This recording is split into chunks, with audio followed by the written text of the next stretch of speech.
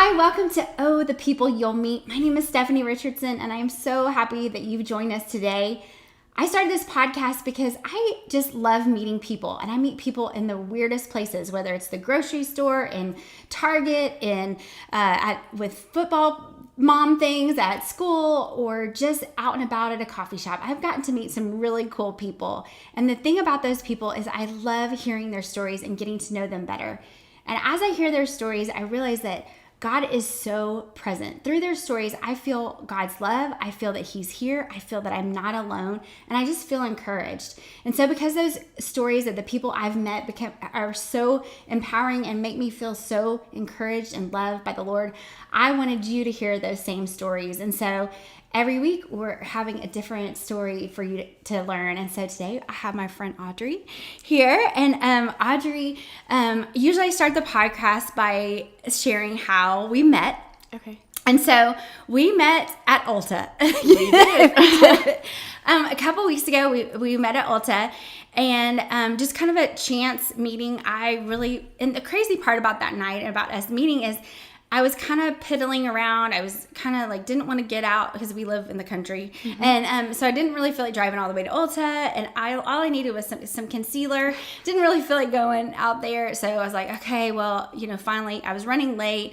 And so I was like, I'll just go get concealer. I almost didn't even go. I almost turned around. I walk in and didn't really see anyone. And as I walked in, you kind of started coming right towards me. And what I found out later is that you had just walked on the floor the same time that I walked in the store. And so you said, can I help you? And I said, yes, I need some concealer. And then, of course, because I love to talk, I told you my whole life story and about all my drama about my concealer and all my makeup issues and my hair issues. And we started talking. And you started sharing your story, and so therefore I started crying off all the concealer that we were trying on in the store, hearing your story of your courageous story. And so I asked you then and there, and you were like this crazy lady, if you would come on the podcast and share your brave and amazing story. And so that's what we're going to do today. So just like we were at Ulta getting to know each other, and it's been fun getting to know you the last couple weeks. And so kind of back up and share a little bit about your upbringing and how you grew up. Okay, so I've grown up with my dad. He has full custody of me. So my parents got divorced when I was about 6 years old, and my dad raised me himself just because of decisions, my mom did in the past. They weren't very good. So my dad has done a really good job as a single father. And, when I turned 12, I would say that, I was turning into a teenager. And so, all the emotions and hormones kind of made me just not, connect with my dad like I used to. Right. And then we became very distant, and it got worse and worse. Mm-hmm. And I just had this anger for him in my heart, and I don't know why. I just didn't like my dad. And it sucks because he's a really great guy, and I couldn't see that then. Yeah. And so, throughout the years, starting when I was 15, my dad and I would get into a huge blowout fight, and I would get kicked out, and, then I'd come back home and stuff like that. Uh-huh. And so I was very lost as a person, but eventually, things turned around, but I did get kicked out one more time, and then I got pregnant. So you got pregnant. So where are you living at that time? I was homeless at the time, actually. You were homeless. So I got kicked out, and I was staying with some friends. I was sleeping in my car some nights. I was just really confused. I lost my job, actually, prior to that, and so I had no job. I had really no friends, no family. I was alone.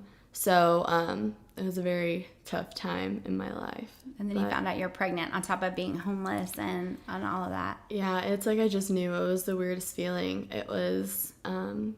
I think it was the end of January, and I just knew in my heart, I was like, I'm pregnant. I just feel different. And so I took a pregnancy test. I went to the Walmart bathroom, and sure enough, I was pregnant. So it was very scary. Really scary. And I knew who the guy was. So I was like, okay, I'm going to text him and let him know. And I did, and I called him, and he wouldn't answer me. And I was like, well, okay, I need to figure this out now. And it was probably 9 o'clock at night. I was like, I'm going to drive to his apartment, go tell him, because I'm homeless and I'm pregnant, and we had to figure this out right away. And so I drove over there, and I was really excited to tell him because I thought he would be excited to hear about it. And when I went to his door and I knocked, I got a text from him saying that if I were to continue to knock or not leave, he would call the cops on me. And that if I trespassed on the apartment complex again, then he would file a restraining order against me. So it was not the, message I was hoping for from all that. I thought he was going to be really happy, and he was really not at all. Yeah. So it was scary. You're by yourself and you are like homeless and not knowing what to do. And so what did you do next? So basically I called a bunch of my friends that I wasn't that good of friends with anymore, and they were like, you'll figure it out, like, it'll be okay. And so I spent the night at this other friend's house of mine, and then the next day I was like, I gotta go to the OB-GYN, just figure everything out, decide what I'm gonna do, and make sure I really am pregnant. And I was. And then I sat in my car afterwards and I was just like, wow, like, I don't know what I'm gonna do. I was like, I don't have family or friends really. The guy doesn't want anything to do with me. He told me that he couldn't have kids, essentially. He said he had a vasectomy, and I believed him. Oh. So, he was in denial, and he said he was going to get his lawyer involved. So I cried a lot, and I prayed a lot about it, and I just decided to keep going and, live at different people's houses until I figured out what to do. And so it was really, really miserable. I lived at my friend's dorm with her. Oh, I lived inside of her dorm with her at a school, and I had no food to eat, and I was pregnant and exhausted, and I was sick all the time because I kept getting all these infections from the pregnancy, and so it was really, really hard. And so eventually I went to a clinic called Women to Women, and it's a clinic in Denton, and they help people and they help women essentially, and they're pro-life. So, they're trying to urge me to have the baby, however that may be. And at the time I was like, no, I'm going to have an abortion. I can't do this. It's just not going to work. And because you're sick and you're poor and you're homeless and you have no food and... Right.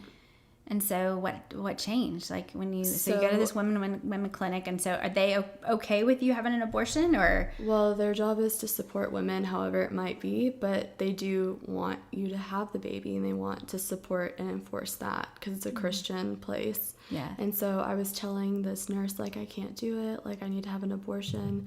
And so she was like, okay, well, what if I find a place for you to live? Would you keep the baby? And I said yes.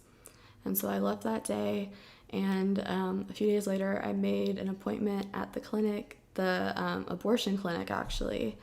And I was like, I'm going to go in there and pay the fee and then see when I can schedule an abortion, because I was in such a dark place. How could I bring a baby into the world? Yeah.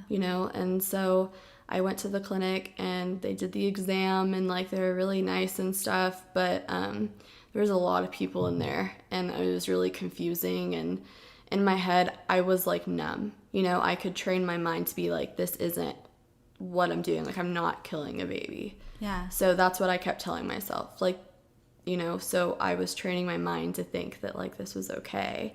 I mean, deep down I knew it wasn't, but I convinced myself it was. And then about a week later, I got a call from Women to Women, and she told me that she had a place for me to stay. And it was a maternity home in Waco. So it's about 3 hours away. And at the time, it's 3 hours is nothing. I sleep in my car. I'm okay with driving.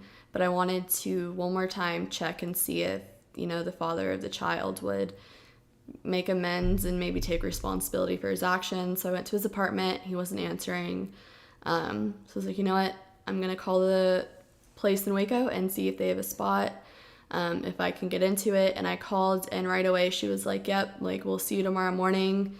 You can come live here and stuff. And so the next morning I went to Waco, and it was really awesome. How did you change your mindset from having an abortion to deciding to have the baby? I mean, because you were kind of going back and forth. What was it that kind of made that difference? So there was a lot of people in my life, I feel that spoke to me through Jesus. When I went to the hospital once because I had a really bad infection, this lady that was actually the social worker, her name was Janae. And she came in, and I was telling her my situation, and she was like, I'm not here to tell you what to do, but she's like, something's telling me you should keep the baby. however that might be. And she gave me her number, and she was like, you know, you can figure it out. I'm sure you can. Like, you don't know, like, what you would do maybe if you did the opposite. Like, maybe this will bring light to your life. And so I was just like, whatever, like, I'm going to have an abortion. Yeah. And then I didn't listen to her. I never texted her, actually. And then another person, it was this guy that owned the e-cig store that I went to. And he was like, don't have an abortion. He's like, do an adoption. And I was like, really? And he's like, do an open adoption. And I was like, I never thought about that. And so I actually looked up a link online. The first thing I saw, I clicked on it, called the number, and this woman was actually like a social worker or an advocate essentially for this adoption agency. And like out of all the people I could have gotten connected with, I got connected with her. And her son is a lawyer, like a law attorney for adoption. And so he became my adoption attorney.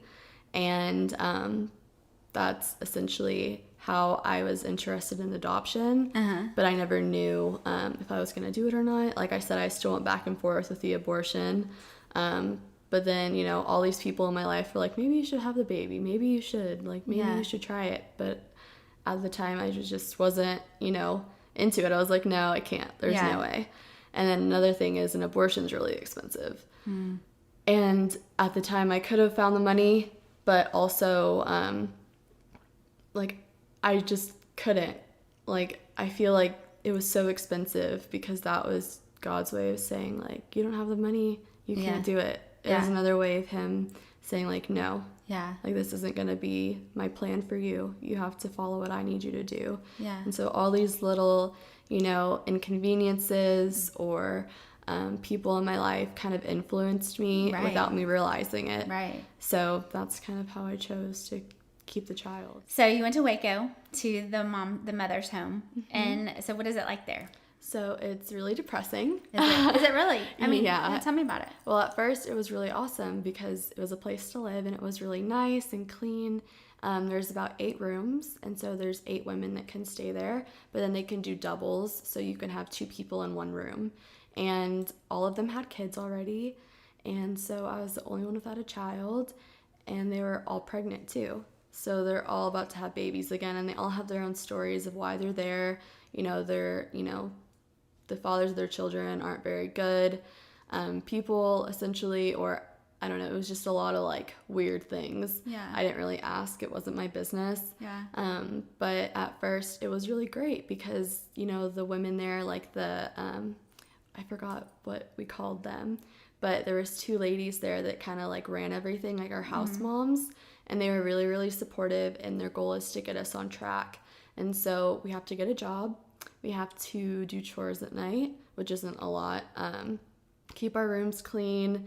We have to be up by a certain time, and they have us go to like pregnancy classes and stuff like that. And they're just very like awesome people to talk to. We have to start talking to a counselor. We have to apply for food stamps and make sure we have Medicare or Medicaid. My dad pays for my insurance, so I didn't have to worry about all that.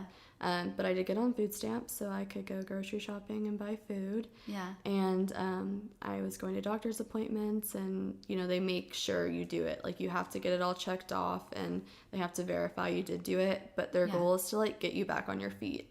Yeah. And so to be qualified to stay there, you have to be either pregnant or between, like, the baby has to be 0 to a year. Okay. But besides that, you can't stay there. So if your baby's under a year old or you're pregnant, you can stay there. And so everyone was very pregnant. It's a lot of hormones. I can't imagine 8 women and all pregnant. Oh, gosh. And I was the youngest one there. And there was one, the oldest was 36. And so it was just kind of like crazy to me. But they were all, you know, looking for child support as a way to like make money, you know, in the future. And I was like, this isn't what I want to do with my life. I'm not gonna get child support and call it a day. Like, if I bring a child into the world, I want to make sure that that child's supported and has everything it needs, you know. And so it just became really depressing because I'm the youngest one there. We had curfews like 6 p.m. on the weekdays, so I couldn't go make friends, and I was pregnant, so it's not like I can go out and hang out with people and meet people. And I did get a job working for Bobby Brown for about a week. Okay. So I started that job, and then I decided to go back to Dallas because this is about a week after I decided to do the adoption, and I had to meet with the adoption. I guess there's so many different names for all these people. It's hard, I know. Like another, I guess, adoption social worker. Okay. And so when I said I was going to leave and go meet with her, the house mom told me I couldn't go because for whatever reason, I didn't ask to go prior. Okay. And I was like, this is ridiculous. Like, I need to go and finalize this stuff now because if I do, then they're going to help me out financially. Yeah. And so I left. And if you leave and you don't listen, you get kicked out. And Right. so I assumed I was going to get kicked out. And so I told my dad, and he told me I could move back home. Okay. So I was like, okay. So I quit my job at Dillard's and drove back to Dallas, and I ended up going back to Waco and getting all my stuff and coming back. Yeah. But prior to that, when the adoption was being decided, I actually, it's crazy how it happened. So I went through Quincy, the adoption attorney, and then we decided to pick a family. So he sent me emails of all these families. So it wasn't like an agency that you went through, like not an adoption agency, but it was just like through this lawyer who knew families or something? Is that what it was? He kind of reaches out to birth mothers and adoptive parents looking to adopt. Okay. And he kind of brings them all together. And so that's he has cool. all these profiles of these parents and birth mothers, and he tries to match them up. And so for whatever reason, the adoptive parents of my birth son decided to do the adoption work and finished it literally a month, like right before, we got matched. And it takes forever. I mean, I've heard of stories it taking years and years and years until you get matched. And so they got matched like within a month. Yeah, pretty much. So they did it in I think they finished it in January. And then we got matched at March 16th.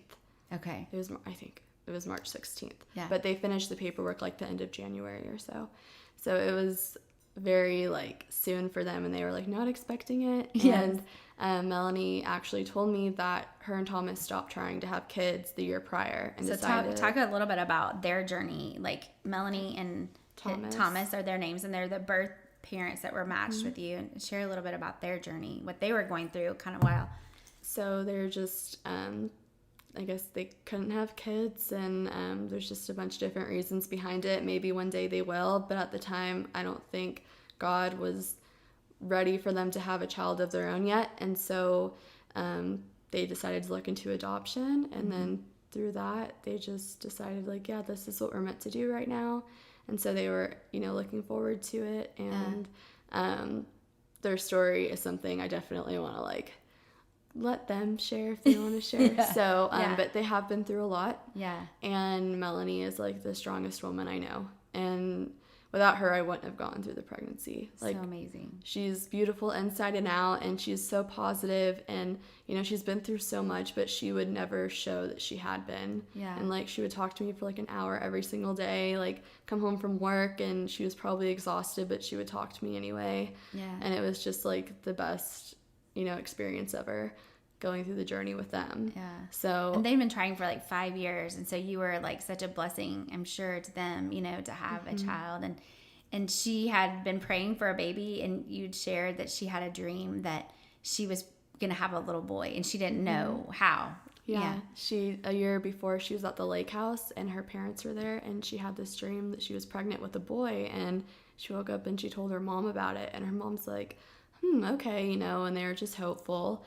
And then sure enough, not too... When you had your gender reveal and it was a boy. Yeah. That was Melanie knew. She's like, I had a dream. I knew it. It was God literally saying you're going to have a boy one day. Don't give up. And so I guess they got led to adoption. Right. And the stars aligned. That's what I say. Yeah. So I really do think the stars aligned. Yeah. And so you are getting, so you're having to go through pregnancy knowing that you're going to give up this baby for adoption, and it's open adoption. So for those that don't know what open adoption is, compared to other adoptions, what is that like? So a closed adoption means that when you give your baby up, you don't always get to meet the parents of that child. It's you sign your rights over and it's done. You don't know who this child is. You don't get to see this child grow up. You don't know who the parents are. You don't know anything about them. Yeah. So there's no ties. It's over with. Unless that child turns 18 one day and decides to find their birth mother, birth father, there's no connection. An open adoption, it can be as open as you want it to be. So the stigmas around open adoption are sometimes bad because, a lot of birth mothers might think that these people are going to say it'll be open, and then once the rights of the birth mother are terminated, they're going to cut off ties, which they are technically allowed to do. There's no contract. Right. I never signed over rights saying that I need to have this much contact with these parents so they can do whatever they want. So that's a fear for the birth mothers. For the adoptive parents, there's always a fear that the birth mother isn't going to give up the rights to the child. Okay. And so when you go through this process as an open adoption, the birth mother and the adoptive parents are connected as early as, with me, it was I think 8 or 9 weeks. So usually they don't start till 6 months. So that was early for you. Yes. Early for all of us. For all of y'all. Because she was with you from like 9, or the family was with you from 9 weeks on. Yeah. And so like you had a cool like gender reveal party. Like you went to where they live, and and you got to have a gender reveal party and experience all those things with them and get to know their family and see where they live and see where all their family members live. And it was like, okay, this is right, because my birth son is going to grow up here and I'm okay with that. Right. So I felt, more safe knowing that he was going to live here and this is his grandparents and this is his aunt. And so that was really awesome. Yeah. And his family is so incredible. All of them, they're so loving and welcoming. And I felt like I've known them my entire life. As far as Melanie goes, I feel like I've known her my entire life. Like, we just connect. Like, we're literally the same person. Yeah. She's definitely a lot more patient than I am. And but she's older. Maybe the older you get, the more patience you get. But I mean, she'd been waiting for that baby for a long time. And with her job of being, a sonographer and seeing babies every day, like I'm sure that was super painful. And so for you to have this baby, what an answer to prayer it had to have been for her, and so, and what an amazing gift that she gave you is by, being there for you and listening and being a mentor to you, I mean, that's so incredible. She's incredible. Yeah. Seriously, her and Thomas are just so great. And Melanie has a heart of gold. And it's just so amazing knowing that my birth son is going to grow up with the best mom in the entire world. Like, this baby was meant for them. Yeah. It's always been that way. Like, there's no regrets or no doubts in my mind that, he wasn't supposed to be theirs. Yeah. So how does that work when you end up having the baby, and like, how was that giving James up to, the birth parents? I mean, obviously you love them, you grew, and you're like, oh, but how was that? I mean, giving him up. So I was worried that I was going to get really emotional, because everyone says when you have a baby, you just get super emotional and the hormones are crazy. And so I was like worried that my emotions would kick in, because I was pretty calm the entire pregnancy for the most part. There wasn't a lot going on, except, staying home and working a few hours a week. So I was a little scared, but when it happened, I scheduled a C-section for the day of my grandpa's birthday, actually. So the 8th of October. And that's because he was in breech. So he was up in my ribs, his head was, and you can't have a baby if his head's up. And he was too big. So they couldn't flip him or anything. So we scheduled it for the 8th, and on the 6th of October, technically the 5th of October, it was a Saturday, and Melanie and Thomas drove down, and they drove about 8.5 hours to get here, and they were going to stay with their aunt, who happens to live over here, actually. By you? Yeah, so they live over here in this area. Yeah. And so about a 25-minute drive from my house, and they have a huge house, and they have tons of baby stuff from her daughters having kids. So it was like a place where they could stay when they came down here. So they planned to come down here, and then Sunday we were going to have maternity pictures and go meet all my family and all this other stuff. But James decided to come a little early, so 3 a.m. on Sunday morning, my water broke. So he had different plans. He sure did. It's like he knew they were here. Like, Yeah. it was weird. Like, they literally just got here. It was like he knew. Yeah, he was ready. And so, at 3 a.m., I call Melanie, and I'm like, Melanie, my water broke. And I hear her, and she's groggy, and she's like, Thomas, her water broke. And I guess they both jumped out of bed and, like, put on their clothes and didn't really grab anything. Yeah. And they came and picked me up. And so my dad, it's funny. They picked you up. Yeah, because it was 3 a.m. And, Yeah. I mean, they're supposed to be there. Right, That's right. the point. Yeah. And my dad, I told him, I walked downstairs, and we have hardwood floors downstairs, but carpet upstairs. And I didn't want to get water on the hardwood floors. So I'm on the stairs, Dad, my water just broke. And then I ran back upstairs, and I'm like, I don't know what to do. So I started grabbing stuff. Yeah. And then I see him downstairs, I can see over the balcony, and he's like, what do I do? So what do I need to do? And I was like, Melanie and Thomas are coming to get me. It's okay. And then I called my aunt, who lives about 15 minutes away from me, because my other aunt, who was flying in from Wisconsin, wasn't supposed to get here till the next day. Oh. So she was going to be with me when I had my C-section in the room, because you get one person. So I called her, and she got a flight at 7 a.m. that morning. So she was going to be a little late, but she was still going to be there. So she got a flight, and she was going to fly there super early. And my other aunt ended up being in the, operating room with me. So it was fine, because I love them both. Yes. But yeah, Melanie and Thomas picked me up and took me there. And then I was in the hospital, and it's a Sunday morning. So there's nobody in the hospital. We were the only people on the floor. Yeah, y'all took over the the probably, yeah, right? It was crazy. All I felt the aunts it was, and uncles and yeah, and everybody. It was a lot of people. A celebration. Yeah, it was a celebration. It was really great. Celebration of life. Yeah. And I told Melanie and Thomas that I wanted to have the baby, and then I wanted them to go back into the waiting room, and then I wanted to come back into my room, because you have to be taken out to go into the operating room. And I said I wanted to wait, because I want to give it to them. I want to hand them the baby, and I want it to be because that's what meant the most to me, seeing how they felt. That was going to make everything okay. Right. And so that was what we planned out. And so my aunt was in the operating room with me, and then I had him, and he came out, and I was like, are you sure? That was inside of me. That was what? It was weird. It was crazy. Yeah. And I was super calm, and he cried as soon as he came out, and they weighed him, and my aunt cut the cord. How big was he? 7 pounds 5 ounces, 19 inches long. Oh, and he was born at 7:57 a.m. Oh. So he came a little early, but it was okay. And my OB got to deliver him. Oh, that's awesome, because that's not always normal. Right, because it was, my water broke. Yeah. So he was scheduled to do it on a Tuesday. And apparently whenever he's on call, he doesn't even answer. And so he wasn't on call at all. And I was like, well, I want him to deliver my baby. And they're like, you're not going to have any luck. But he gave me his phone number. So I called him at 4 a.m. And I was like, I'm so sorry, but my water broke, and you're delivering my baby. And he's like, all right, I'll be there. Or he's like, I'll see you in a little bit. And he came and delivered it. So he's the best doctor ever. Oh, that's awesome. And it was just super amazing. And then I had the baby, and I went back to my room, and they handed him to me, and then Melanie and Thomas came in, and Melanie was so happy. She just couldn't even wait.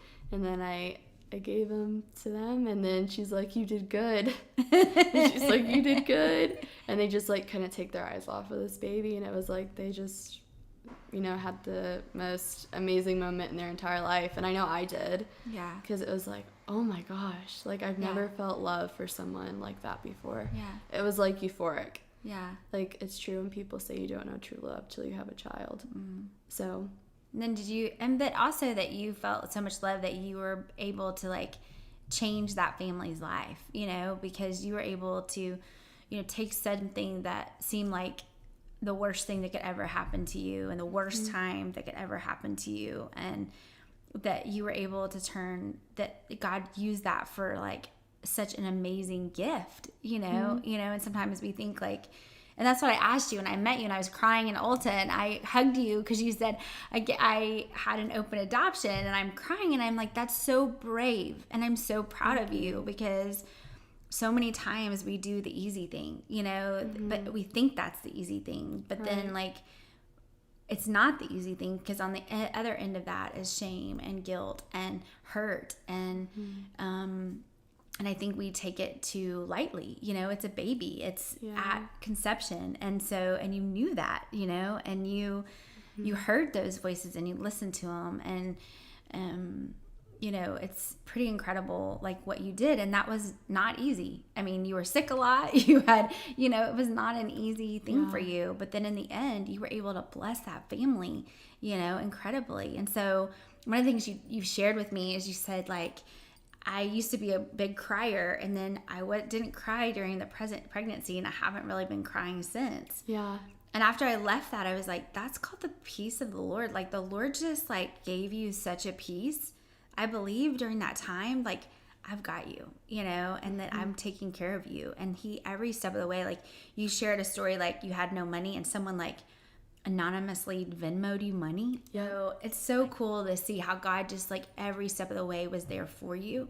And he continues to be. So now you are on your feet, and you have 2 jobs, right?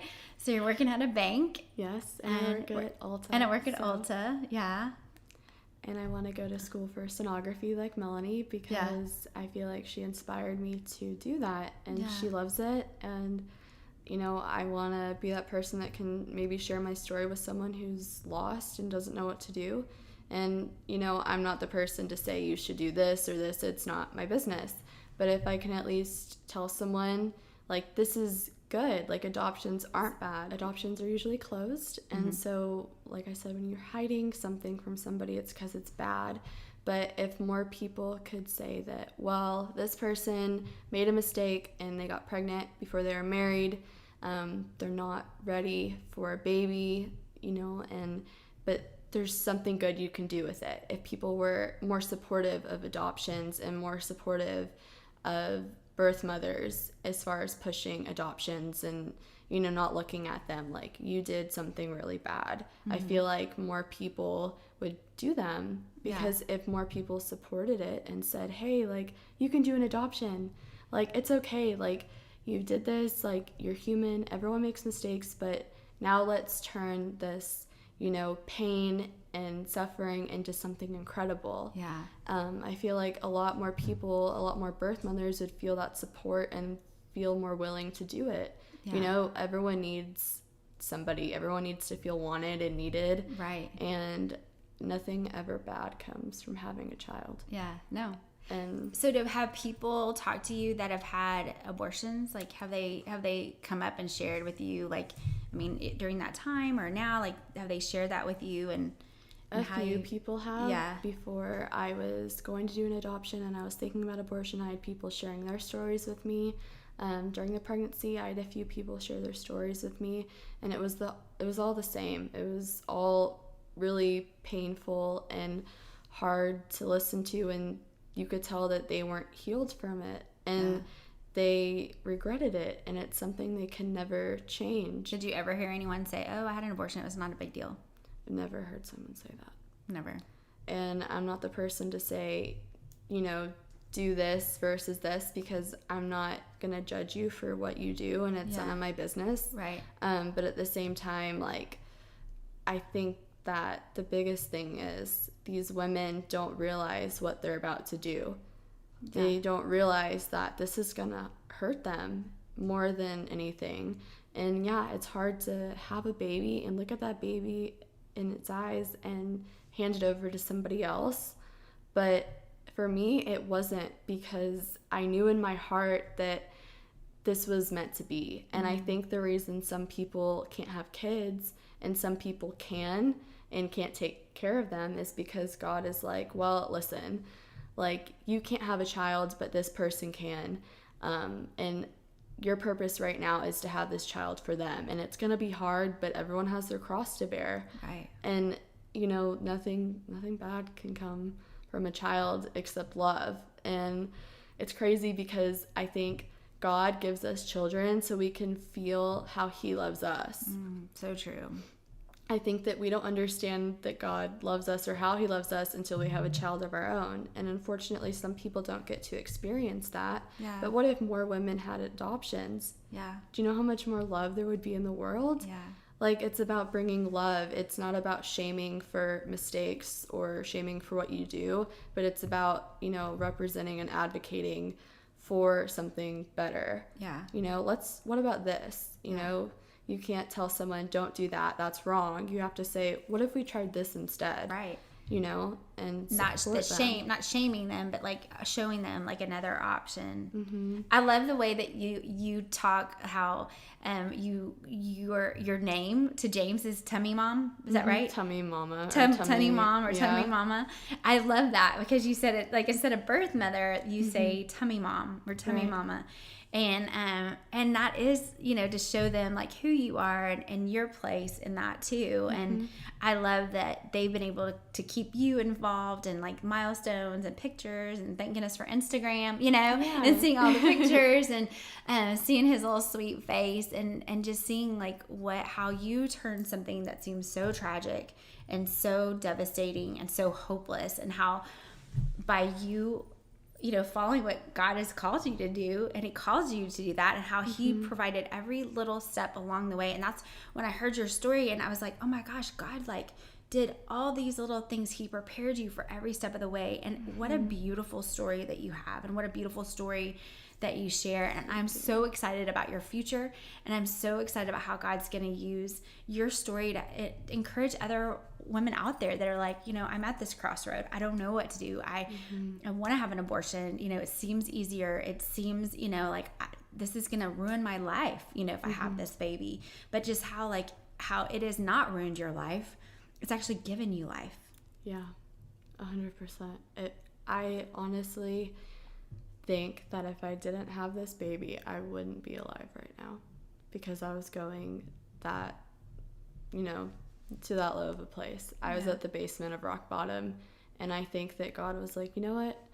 If she's not going to live for herself, I need to show her that she has a reason to live. And that's why God put this baby inside of me. And under the circumstances, it sucked, and it was awful, and it was a long, long, long 9 months. Yeah. But I would never, ever change anything, because that 48 hours I had in the hospital with him was the best 48 hours of my entire life. And because I did this, I've made a whole other family, and they're supportive of me, and my family talks with them, and, you know, we all love each other, and at the end of the day, love makes a family. And I think this is God's way of saying, like, hey, like, you know, you're at a low point in your life, but I'm going to help you out. You have to do what's right. Right. And so it's hard. It was so hard. But, like, my life wouldn't be where it is right now if it wasn't for that. No. And I look at that face and I'm like, how could I have not had him?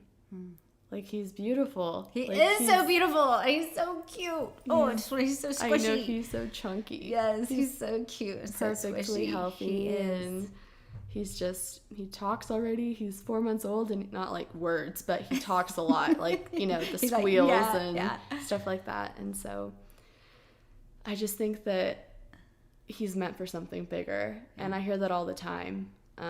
Someone told me once, they're like, you know, I don't know why I feel this way right now, but I'm getting chills, and like I just feel like God wants me to tell you that like he's meant for something great. And I think the Holy Spirit's like coming through me to tell you that. And I just feel like, you know, he's meant for something so much bigger than you realize. And if you look at it, like tons of, you know, successful people are all adopted. Yeah. And there's a video I think I shared with you. I don't know if you watched it, but all of these people, they were all adopted. Like, you wouldn't know. Yeah. But it's crazy. Yeah. Like, it's just... Every life matters. So thank you so much for sharing your story. It has been such a blessing. Thank you for having me on here. I can't wait. Hopefully my makeup looks okay. So if it doesn't, then you can fix it later. Your makeup looks great.